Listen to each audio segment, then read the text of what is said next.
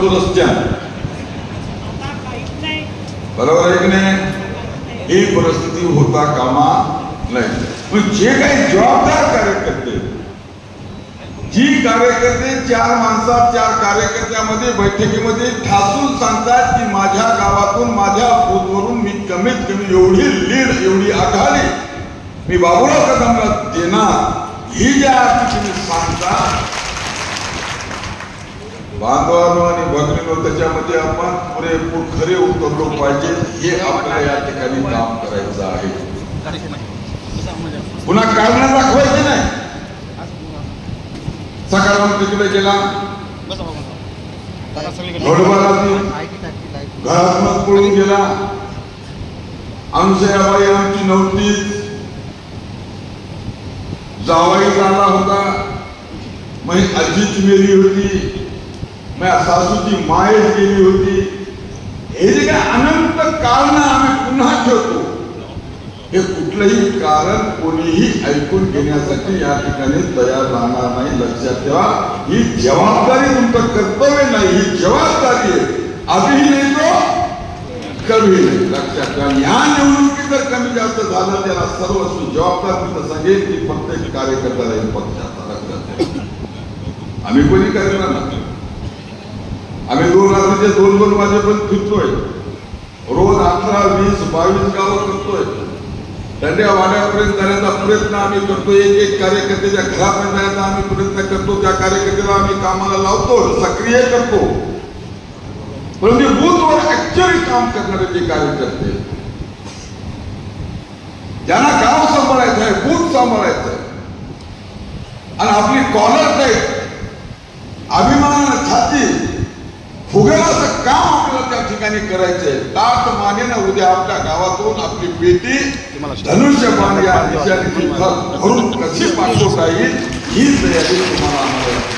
आता रात्र व्हायची, 5 दिवस बाकी. ठीक आहे, गाड्या फिरल्या, रस्त्यानं फिरल्या, कोणतं शेगावला गेलं, कोणतं शिर्डीला जमालं, पंढरपूरची काल आषाढी झाली, बऱ्याचशा काही तुम्हाला सांगतो इकडे झाल्या. परंतु आता डोळ्यात घालून तुम्हाला या ठिकाणी नातेराव पाटील, अनिल पाटील, गंगाधर पाटील, गोपाल भाऊ, विको, जीवन सगळ्याला सांगत, डोळ्यात घालून तुम्हाला ही रात्र वैद्याची आहे. शत्रूला या ठिकाणी कोणी कमजोर समजायचं नाही. जोपर्यंत शत्रूला आपण 4 मुंड्या चील करणार नाही तोपर्यंत स्वस्थ बसायचं नाही. लक्षात घ्या. म्हणून आज तुम्हारे हवाले वतन साथी, तुमच्या हातामध्ये बाबूरावला आमदार करायचं. या महाराष्ट्रामध्ये पुन्हा एकनाथ शिंदे यांना मुख्यमंत्र्याच्या स्वरूपामध्ये बघायचं.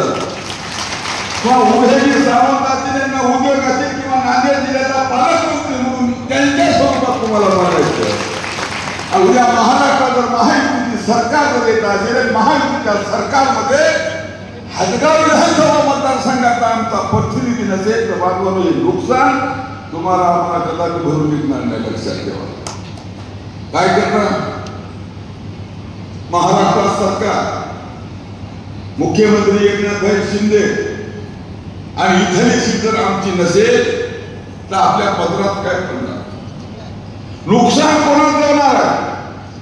नुकसान याच्यामध्ये पक्षाचं होणार, नुकसान याच्यामध्ये या मतदारसंघातल्या आपल्या वाड्या गावांचं नुकसान होणार. या भागातला या विधानसभा मतदारसंघातला विकास फुटणार. कार्यकर्त्याचे राज रोजपणे जे काय आमचे कामं पडणार आहेत हे काम आमचे होणार नाहीत. नुकसान आमच्या कार्यकर्त्याचं होणार आहे. म्हणून हे नुकसान जर टाळायचं असेल आणि पुन्हा एकनाथ व्हायला, आता लाडक्या बहिणी तर खूप बसलेल्या आहेत. आता आम्ही बघतो कापसाला कापूस वेचायला त्या बाईला म्हटलं तरी 100% म्हणते मी 100% एकनाथ भाऊलाच मतदान करणार. पण हा प्रचार सुद्धा तुमचा झाला पाहिजे. महिलांच्या दत्तेच्या दत्ते बाहेर निघाले पाहिजे. गावागावामध्ये महिला जर आपल्या बाहेर निघाल्या, गावागावातून जर एक फिर जर त्यांनी जर काढली तर 5 दिवस तुम्हाला बाकी आहेत. या 5 दिवसामध्ये मध्ये आपण काहीचा काही करू शकतो. आज तरी आपली परिस्थिती चांगली. आज नांदेड साहेबाला सांगतो की नांदेड जिल्ह्यामध्ये किंवा हिंगोली असेल यवतमाळ या 2-3 जिल्ह्यामध्ये सर्वात उत्कृष्ट परिस्थिती आमच्या हदगाव विधानसभा मतदारसंघाची. आम्ही तर जिंकू, परंतु बांधवांनो हे जिंकायचं केव्हा? 23 तारखेला. बरोबर आहे? जिंकायचं केव्हा? हे 23 तारखेला. मग 23 तारखेपर्यंत तुम्हाला आम्हाला या ठिकाणी अहोरात्र प्रयत्न करायचे, परिश्रम घ्यायचे. सर्वांना माझे हात जोडून विनंती